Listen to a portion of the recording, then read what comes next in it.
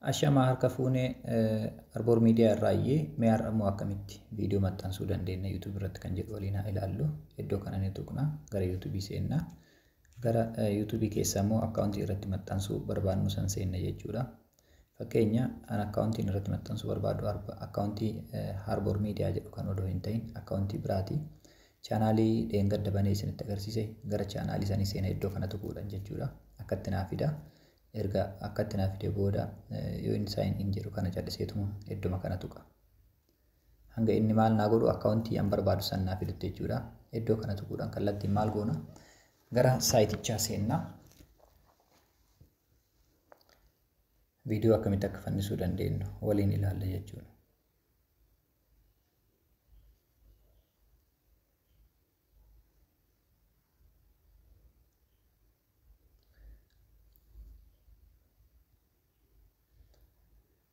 Yookaan isuma Arboor jedhu kanarratti immoo maxxansee isinitti agarsiisu viidiyoo iddoo plus jettu tana tuqna jechuudha. Erga gara maqaan keenya haasan ta'uu dimee akka haaroo sanaa ta'uu iddoo kana tuqna jechuudha. Kunoo iddoo kana ni tuqna iddoo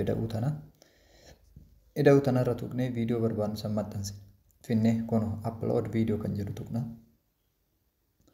Kallattumaan viidiyoo tokko maxxansee isinitti agarsiisu waa'ee saayitii ka dubbatu viidiyoo baay'ee bareeda isa kana gadi tuqee haala kanaan naa fida kunoo.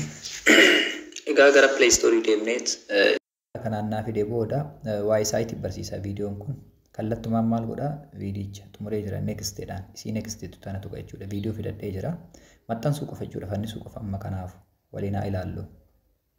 Na jechuudha. Akka gadi buufannee install gooneen kallattiidha.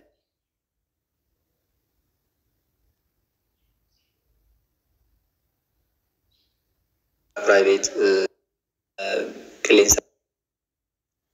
Next kan jedhu kana erga tuqnee booda viidiyoon gara kana nuu dhufa jechuudha.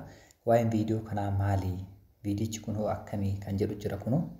Viidiyichi kun maal akka ta'ee fi akkam akka ta'e asumatti description isaa barreessina jechuudha.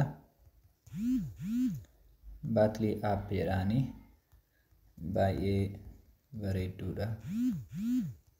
Itti fayyadama.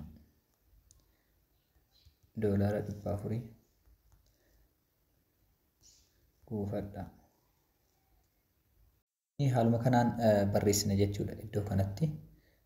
Liinkiin aappii kana amma yoo barbaanne liinkii aappii buufadhaa jedhee geessee asumatti dhaaba kana descriptionii jala hin dhufna jechuudha. Iddoo description jettu bira hin dhufna.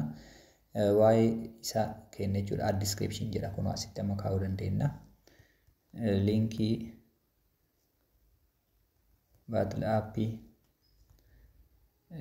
$400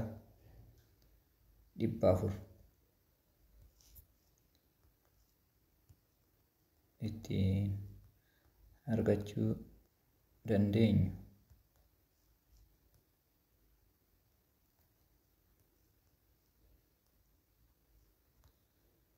As tuqa jedha kunoo.